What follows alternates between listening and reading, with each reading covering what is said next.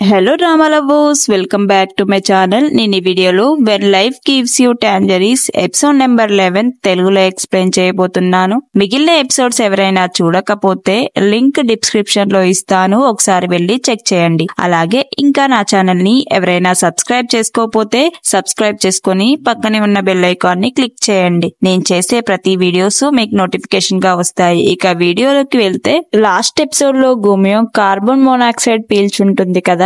ఇక తనని ఏసున్ గుమ్యోంగ్ ని కంగారుగా హాస్పిటల్ కి తీసుకుని వస్తుంది. గుమ్యోంగ్ ని హాస్పిటల్లో జాయిన్ చేశాక ఏసున్ బయట కూర్చొని బాధపడుతూ ఉంటుంది. ఏసున్ దగ్గరికి పార్క్ చుంగ్ చోప్ వచ్చి, మీరేమీ బాధపడకండి, తనకేమీ కాదు, మీరు హెల్తీగా ఉండాలి కదా అని తనకు టాబ్లెట్స్ ఇస్తూ ఉంటాడు. ఇక అప్పుడే ఆ రూమ్ లో విండోస్ ఉండడం వల్ల బయట నుంచి గాలి లోపలికి రావడం వల్ల ఎక్కువ ప్రమాదం ఏమీ కాలేదు అని అంటూ ఉంటాడు. నిజానికి మీరే మీ కూతుర్ని రక్షించుకున్నారు అని పార్క్ చుంగ్ చోప్ ఏసున్ తో అంటూ ఉంటాడు. దానికి ఏసున్ అతనితో ఇలా అంటూ ఉంటుంది, నేను టైంకి రాకపోయుండే నా కూతురు చనిపోయి ఉండేదని బాధపడుతూ ఉంటుంది. ఇక అప్పుడే ఏసున్ పార్క్ చుంగ్ చోప్ తో, నువ్వు ఆ ఇంటి ఓనర్ అల్లుడివా అని అడుగుతూ ఉంటుంది. ఏసున్ మాటలకి పార్క్ చుంగ్ చోప్ కి ఏం చెప్పాలో అర్థం కాక అలానే చూస్తూ ఉంటాడు. ఇక అదే టైంలో గుమ్యోంగ్ లవర్ అయిన సోల్జర్ ఏడ్చుకుంటూ హాస్పిటల్ కి వచ్చి గుమ్యోంగ్ దగ్గరికి వెళ్తూ ఉంటాడు. ఇక ఇది చూసిన ఏసున్, అతను పార్క్ గుమ్యోంగ్ కొడుకు కదా అని పార్క్ చుంగ్ చోప్ ని అడుగుతూ ఉంటుంది. దానికి అతను, వాళ్ళ డాడీ ఎవరో తెలియదు నాకు అని పార్క్ చుంగ్ చోప్ చెప్తూ ఉంటాడు. ఇక ఏసున్ దగ్గరికి వెళ్లిన ఆ సోల్జర్ ఏడ్చుకుంటూ గుమ్యోంగ్ కాళ్ళకు సాక్స్లు వేస్తూ ఉంటాడు. ఇక అది చూసిన ఏసున్ కి క్వాన్సికే గుర్తుకు వస్తూ ఉంటాడు. అప్పుడే ఆ సోల్జర్ ఏడ్చుకుంటూ గుమ్యోంగ్ తో ఇలా అంటూ ఉంటాడు, నువ్వు ఆ ఇల్లు ఖాళీ చేయమని చెప్పాను కదా, నాతో పాటు ఉండిపో, అదసలు రూమేనా, రోజు నువ్వు కొండపైకి ఎక్కి వెళ్లాల్సి వస్తుంది, నువ్వు ఖాళీ చేసి నాతో పాటు నా అపార్ట్మెంట్ లో ఉండిపో అని ఏడుస్తూ ఉంటాడు. అంతేకాకుండా నువ్వు రోజు న్యూస్ చూడట్లేవా, ఎన్ని ఘోరాలు జరుగుతూ ఉంటాయో, అయినా నీకు నేను రింగు తొడిగేశాను, మనిద్దరికి పెళ్ళైపోయినట్టే, మనిద్దరిని ఎవరు విడదీయలేరు అని ఆ సోల్జర్ గుమ్యోంగ్ తో అంటూ ఉంటాడు. ఇక ఆ మాటలు దూరం నుంచి వింటున్న ఏసున్, గుమ్యోంగ్ వాళ్ళ నాన్న లాంటి హస్బెండ్ నే వెతుక్కుంది అని ఏసున్ తన మనసులో తాను అనుకుంటూ ఉంటుంది. ఇక అదే టైంలో ఆ సోల్జర్ గుమ్యోంగ్ తో ఇలా అంటూ ఉంటాడు, నేను మా ఫ్యామిలీతో మాట్లాడతాను, మనిద్దరం పెళ్లి చేసుకుందాము, నువ్వు నన్ను పెళ్లి చేసుకున్నాక నాతో నువ్వు కాపురం చేసేది మా అమ్మతో కాదు, మా అమ్మ అనే పాటలు పట్టించుకోకు అని అంటూ ఉంటాడు. ఆ సోల్జర్ మాటలకి గుమ్యోంగ్, మీ అమ్మ మన పెళ్లికి ఒప్పుకోదు, చూసావు కదా నువ్వే, తినేటప్పుడు మీ అమ్మ ఎలా మాట్లాడిందో అని అంటూ ఉంటుంది. ఇక వీళ్ళిద్దరి మాటలు విన్న ఏసున్ వాళ్ళ దగ్గరికి వెళ్లి, వాళ్ళ అమ్మ నిన్ను ఏమనిందే అని అడుగుతూ ఉంటుంది. ఇక అదే టైంలో ఏసున్ కొడుకు తన గర్ల్ ఫ్రెండ్ ను తీసుకుని వచ్చి ఏసున్ తో ఉండే ఆంటీస్ వాళ్ళ రెస్టారెంట్ లో ఫుడ్ తింటూ ఉంటారు. ఇక ఆంటీస్, నిజంగా ఈమె శాంగిల్ కూతురైనా, తనలా లేదు, తన కూతురు కొంచెం మంచిదానిలా ఉంది అని అనుకుంటూ ఉంటారు. ఇక అదే టైంలో ఆ ముగ్గురు ఆంటీల్లో ఒక ఆంటీ వాళ్ళిద్దరితో ఇలా అంటూ ఉంటుంది, కొన్ని సంవత్సరాల క్రితం మీ అమ్మ మీ డాడీ ఇద్దరూ కలిసి పెళ్లి చేసుకుందాం అనుకున్నారు, అప్పుడు అది కాఫీ షాపు అని చెప్తూ ఉంటారు. ఇది విన్న వాళ్ళిద్దరూ చాలా షాక్ అవుతారు. అంతేకాకుండా ఆ ఆంటీ వాళ్ళ అబ్బాయితో ఇలా అంటూ ఉంటారు, వాళ్ళిద్దరూ పెళ్లి చేసుకుని ఉంటే ఇప్పుడు మీరిద్దరూ అన్నాజెల్లెళ్ళు అయ్యుండేవాళ్ళు అని అంటూ ఉంటారు. ఆ ఆంటీ వాళ్ళ మాటలు విన్న అబ్బాయికి ఏం చేయాలో అర్థం కాక తన గర్ల్ ఫ్రెండ్ ని ఇంటికి పంపించేసి తిరిగి మళ్ళీ ఆంటీ వాళ్ళ దగ్గరికి వచ్చి, నిజంగా మా అమ్మ శాంగిల్ అంకుల్ ప్రేమించుకున్నారా అని అడుగుతూ ఉంటారు. దానికి ఆ ఆంటీ వాళ్ళు కావాలని ఆ అబ్బాయితో ఇలా అంటూ ఉంటారు, మళ్ళీ మీ డాడీకి చెప్పమాకు, వాళ్ళు ప్రేమించుకోలేదు కానీ పెళ్లి చేసుకుందాం అనుకున్నారు అని ముసిముసి నవ్వులు నవ్వుతూ ఉంటారు. ఇక అది విన్న అబ్బాయికి ఏం చేయాలో అర్థం కాక అక్కడి నుంచి బాధపడుకుంటూ షాప్ బయటికి వచ్చేస్తాడు. ఇక షాప్ బయటకు వచ్చిన ఏసున్ కొడుకు ఎదురుగా వాళ్ళ డాడీని చూసి, పాపం మా డాడీ అన్నట్టుగా చూస్తూ ఉంటాడు. ఇక అబ్బాయి దగ్గరికి క్వాన్సికి వచ్చి, పొలం దున్నడానికి వెళ్తున్నావా, ఆ జుట్టేంటి అలా పిలక వేసుకున్నావు, ఆ హెయిర్ ని కటింగ్ చేపించుకో, నీ దగ్గర డబ్బులు లేకపోతే నేను ఇస్తానని క్వాన్సిక్ అంటూ ఉంటాడు. అప్పుడే క్వాన్సిక్ కొడుకు వాళ్ళ డాడీతో ఇలా అంటూ ఉంటాడు, డాడీ నువ్వు నిజంగా హ్యాపీగా ఉన్నావా అని అడుగుతూ ఉంటాడు. కట్ చేస్తే స్టోరీ 2 years తర్వాత చూపిస్తూ ఉంటారు. ఏసున్ కొడుకు మిలిటరీలోకి వెళ్తూ ఉంటాడు. ఇక వాళ్ళ గర్ల్ ఫ్రెండ్ రాసిన డైరీని చూసి ఏడుస్తూ ఉంటాడు. అదే టైంలో ఏసున్ తన కొడుకుతో, నువ్వెందుకు సోల్జర్ అవ్వాలనుకుంటున్నావు, అక్కడ కుర్రాల్ని కొడతారంట, నీకు తెలుసా, నువ్వు చదువుకొని ఉండొచ్చు కదా చక్కగా అని వాళ్ళ మమ్మీ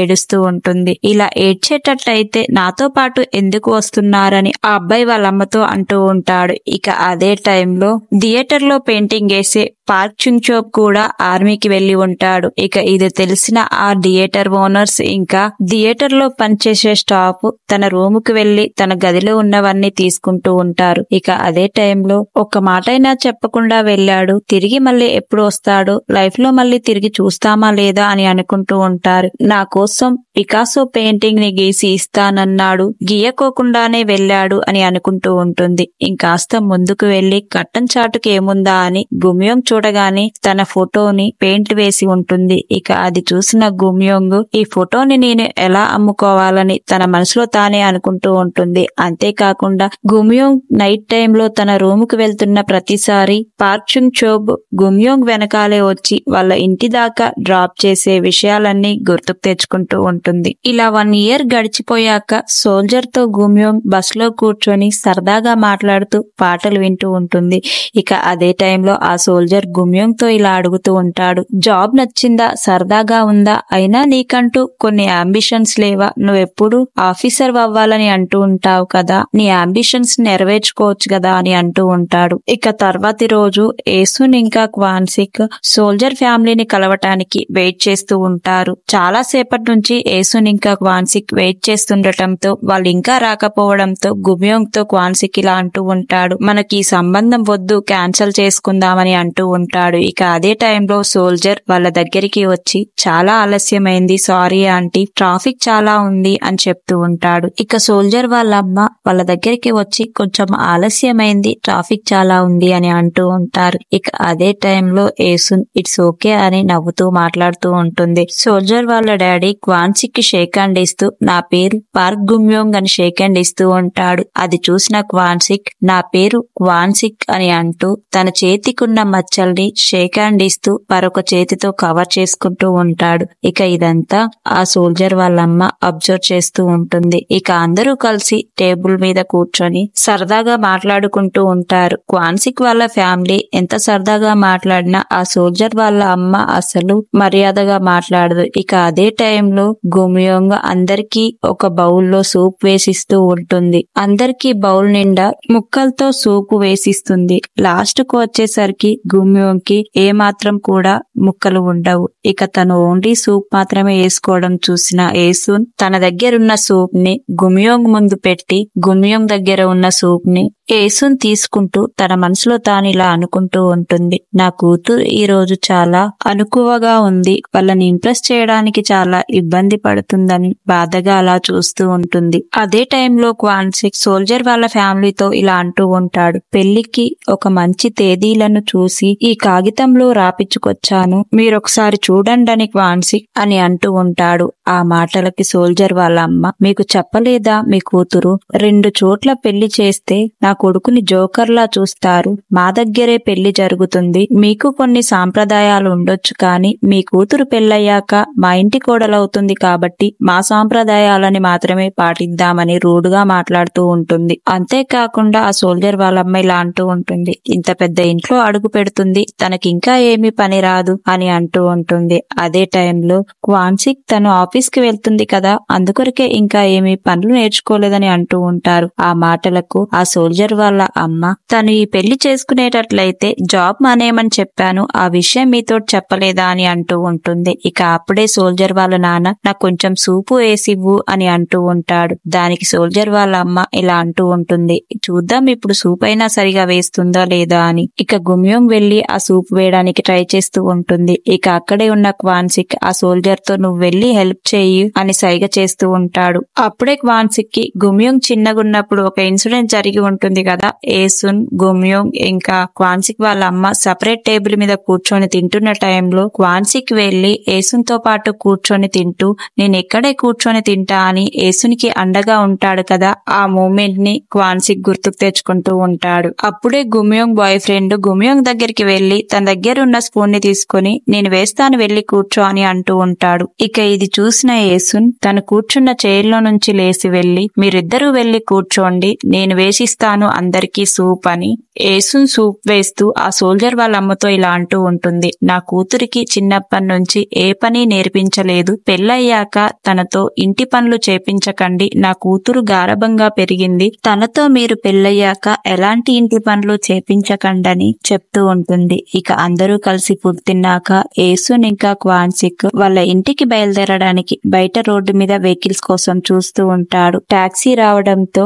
ఏసున్ ఆ సోల్జర్ కి ఇంకా గుమ్యోంగ్ కి వెళ్తున్నాం, జాగ్రత్తగా ఉండండి అని చెప్పి ఇంకేమీ మాట్లాడుకోకుండా అక్కడి నుంచి టాక్సీలోకి ఎక్కుతుంది. ఇక క్వాన్సిక్ ఏమో గుమ్యోంగ్ చేయి పట్టుకొని ఇంటికి వెళ్ళాక కాల్ చేస్తాం తల్లి, నువ్వు జాగ్రత్త, అన్నీ నువ్వు చక్కబెట్టగలవు అని చెప్పి క్వాన్సిక్ టాక్సీ ఎక్కి ఇంటికి బయలుదేరుతూ ఉంటారు. ఇక అదే టైంలో ఏసున్ వెనక్కి కూడా తిరిగి చూడదు. అప్పుడే గుమ్యోంగ్ కి అర్థమవుతుంది వాళ్ళ మమ్మీ ఏడ్చుకుంటూ వెళ్తుందని. ఇక గుమ్యోంగ్ సోల్జర్ ఫ్యామిలీతో పాటు వాళ్ళ ఇంటికి వెళ్తూ ఉంటుంది. అదే టైంలో సోల్జర్ వాళ్ళ అమ్మ గుమ్యోంగ్ తో ఇలా అంటూ ఉంటుంది, మీ అమ్మ ఎలా మాట్లాడుతుందో చూసావా, ఇంటి పనులు కూడా నేర్పలేదంట, నీకే పని చేత కాదని మాకిప్పుడే అర్థమైందని గుమ్యోంగ్ ని తిడుతూ ఉంటుంది. ఆ మాటలకి గుమ్యోంగ్, మా అమ్మ చిన్నప్పటి నుంచి నాకు ఏ పని నేర్పించలేదు, చాలా గారభంగా పెంచింది, మా అమ్మ వాళ్ళ ముందు మీరు నన్ను ఆడిపోసుకోకండి, అది చూసి వాళ్ళు తట్టుకోలేరని చెప్తూ ఉంటుంది. ఇంటికి వెళ్తున్న ఏసున్ క్వాన్సిక్ తో ఏడుస్తూ, మన కూతురు ఇంటి పని చేయడానికైనా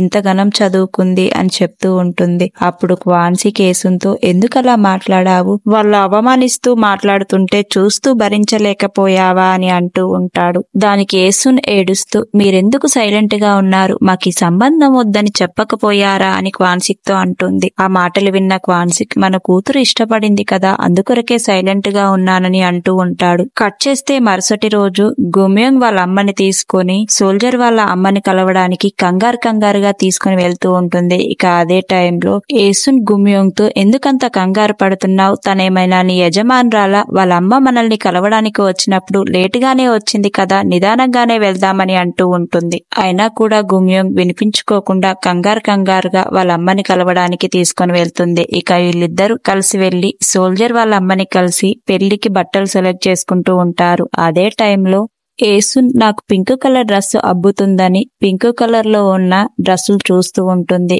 ఇక అదే టైంలో ఆ సోల్జర్ వాళ్ళ అమ్మ ఆ షాప్ ఆమెతో, తనకు రెడ్ కలర్ డ్రెస్ తీయండి, అదే తనకు బాగుంటుంది అని అంటూ ఉంటుంది. అది విన్న గుమ్యోంగ్ ఆ సోల్జర్ వాళ్ళ అమ్మతో, ఆంటీ మా అమ్మకు పింక్ కలర్ డ్రెస్ అంటే ఇష్టం, అదే తనకు బాగుంటుందని చెప్తూ ఉంటుంది. దానికి ఆ సోల్జర్ వాళ్ళ అమ్మ, పెళ్లికి మీ వాళ్లే కాకుండా మా వాళ్ళు కూడా వస్తారు, చూడ్డానికి మంచిగా కనిపించాలని ఎటకారంగా మాట్లాడుతూ ఉంటుంది.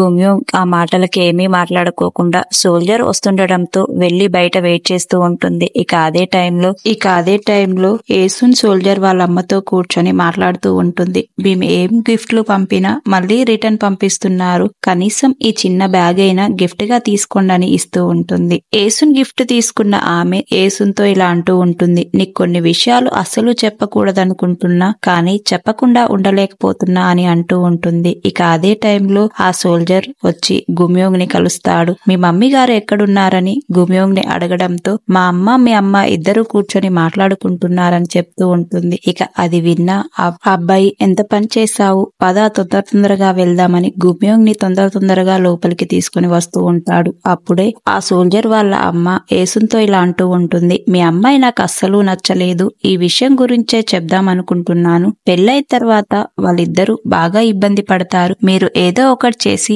ఇప్పుడే ఈ పెళ్లిని ఆపేసేయండి అని ఏసున్ తో సోల్జర్ వాళ్ళ అమ్మ ఏసున్ తో అంటూ ఉంటుంది. ఇక ఆ మాటలు విన్న ఏసున్ ఇంటికి వచ్చాక గుమ్యోంగ్ తో, నాకు ఆ అబ్బాయి అస్సలు నచ్చలేదు, బార్ ఎగ్జామ్ పాస్ అయినంత మాత్రాన నీకన్నా గొప్పేం కాదు, నాకేం నచ్చలేదు, ఈ సంబంధాన్ని క్యాన్సల్ చేసుకుందామని అంటూ ఉంటుంది. యుంగ్బున్ వాళ్ళ అమ్మ నిన్నేమైనా అనిందా అంటే చెప్పని గుమ్యోంగ్ ఏసున్ ని అడుగుతూ ఉంటుంది. దానికి ఏసున్, నాకు అబ్బాయి నచ్చలేదంటే నచ్చలేదని అంటూ ఉంటారు. కట్ చేస్తే యుంగ్బిన్ వాళ్ళ అమ్మ నాన్నలతో గొడవ పెట్టుకుని వేరే ఫ్లాట్ తీసుకొని ఉంటాడు. గుమ్యోంగ్ ఏమో సోల్జర్ ఫ్లాట్ కు వచ్చి సోల్జర్ కి హెల్ప్ చేస్తూ ఉంటుంది. ఇక అదే టైంలో సోల్జర్ వాళ్ళ అమ్మ వచ్చి, ఇదంతా నీ పనేనా, ఇంతకు ముందు నా కొడుకు నా మాట వినేవాడు, ఇప్పుడు నీ కారణంగా నా మాట వినకుండా తయారైండు, అయినా మీ అమ్మకు చెప్పాను, అయినా కూడా మీ అమ్మ నిన్ను డబ్బున్న కుటుంబానికి అంటకడదామని చేసుకొని చూస్తుందా, మీకు డబ్బుందా, ఇల్లుందా అని ఎటకారంగా మాట్లాడుతూ ఉంటుంది. యుంగ్మిన్ వాళ్ళ అమ్మ మాట్లాడే మాటలకు ఆపడానికి ట్రై చేసినా వాళ్ళ అమ్మ వినిపించుకోకుండా గుమ్యోంగ్ ని తిడుతూనే ఉంటుంది. మీ వాళ్లకు చాలా మంచిగా చెప్పి చూశాను, మీ నాన్న చేతులు చూస్తేనే అర్థమవుతుంది మీరెలాంటి వాళ్ళో అని గుమ్యోంగ్ ని తిడుతూ ఉంటుంది. గుమ్యోంగ్ దానికి, ఆంటీ మీకు సంస్కారం ఉందని ఎవరితో చెప్పుకోకండి, మా అమ్మ వాళ్ళు ఏమీ తప్పు చేయలేదు, వాళ్ళు కష్టపడి నన్ను చదువుపిచ్చారు, నేను ఈ పెళ్లి చేసుకోలేను, ఈ పెళ్లి చేసుకొని మా వాళ్ళని ఏడిపించలేనని చెప్పి అక్కడి నుంచి వచ్చేస్తుంది. ఇక గుమ్యోంగ్ వస్తుండటంతో గుమ్యోంగ్ వెనకాలే ఆ సోల్జర్ కూడా వచ్చి నా గురించి ఆలోచించని ఏడుస్తూ బ్రతిమాలుతూ ఉంటాడు. అయినా కూడా గుమ్యోంగ్ ఆ సోల్జర్ ని పట్టించుకోకుండా అక్కడి నుంచి వచ్చేస్తుంది. అంతేకాకుండా గుమ్యోంగ్ ని చాలా సార్లు కలవాలని ఆ సోల్జర్ ట్రై చేస్తున్నా కూడా పట్టించుకోకుండా గుమ్యోంగ్ అలానే వెళ్ళిపోతుంది. ఇక ఆ సోల్జర్ బర్త్డే రోజు గుమ్యోంగ్ కోసం గుమ్యోంగ్ ఇంటి ముందు కారులో అలానే వెయిట్ చేస్తూ ఉంటాడు. అప్పుడే స్నో పడుతుండటంతో ఇంట్లో నుంచి బయటికి వచ్చిన గుమ్యోంగ్ ఆ సోల్జర్ కార్ దగ్గరికి వచ్చి బయటికి రమ్మని పిలుస్తుంది. నువ్వు చలికి చచ్చిపోయేలా ఉన్నావు, ఎందుకు ఇలా చేస్తున్నావు అని అంటూ ఉంటుంది. దానికి ఆ సోల్జర్ కార్లో నుంచి బయటికి వచ్చి, ఈ రోజు నా బర్త్డే, కనీసం ఈ ఫ్లవర్ బుకే అయినా నాకు ఇవ్వచ్చు కదా అని అంటూ ఉంటాడు. అంతేకాకుండా ఆ సోల్జర్ గుమ్యోంగ్ కాళ్ళు పట్టుకొని మనిద్దరం పెళ్లి చేసుకుందాము, నేను నిన్ను వదిలిపెట్టి బ్రతకలేనని అంటూ ఉంటాడు. ఆ సోల్జర్ మాటలకు గుమ్యోంగ్ ఏడుస్తూ, పైకిలే యుంగ్బిన్, ఇలా చెయ్యకు, ఇంకా నన్ను ఏడిపించకు, మనిద్దరము పెళ్లి చేసుకుని ఫ్యూచర్ లో హ్యాపీగా ఉండలేము గుమ్యోంగ్ అంటూ ఉంటుంది. ఆ మాటలు విన్న సోల్జర్, నిజంగా ఇంతేనా, జీవితంలో మనిద్దరం కలిసి బ్రతకలేమా, నా మీద నీకు ప్రేమ లేదా అని ఏడుస్తూ ఉంటాడు. దానికి గుమ్యోంగ్ ఏడుస్తూ, ఎందుకు నీ మీద ప్రేమ లేదు, నువ్వంటే నాకు చాలా ఇష్టం, నా ఫస్ట్ లవ్ నువ్వు, జీవితంలో మనం కలిసి హ్యాపీగా ఉండలేము, లాస్ట్ గా నన్ను ఒకసారి హగ్ చేసుకో అని గుమ్యోంగ్ ఆ సోల్జర్ ని అడుగుతుంది. ఇక అది విన్న ఆ సోల్జర్ చాలా అంటే చాలా ఏడ్చేసి గుమ్యోంగ్ ని హగ్ చేసుకొని, మనం ఎప్పుడూ కలవలేమా, ఇదే నా ఆఖరిసారిగా కలిసేది, నిన్నెప్పుడూ చూడలేనా అని ఏడుస్తూ ఉంటాడు. ఈ ఎపిసోడ్ ఇక్కడితో ఎండ్ అయిపోతుంది. తర్వాత ఏం జరిగి ఉంటుందనేది మరొక ఎపిసోడ్ లో తెలుసుకుందాము. వీడియో మీకు నచ్చిందని అనుకుంటున్నాను. వీడియో నచ్చితే లైక్ చేయండి, షేర్ చేయండి, సబ్స్క్రైబ్ చేసి పక్కనే ఉన్న బెల్ ఐకాన్ ని క్లిక్ చేయండి. Thank you for watching.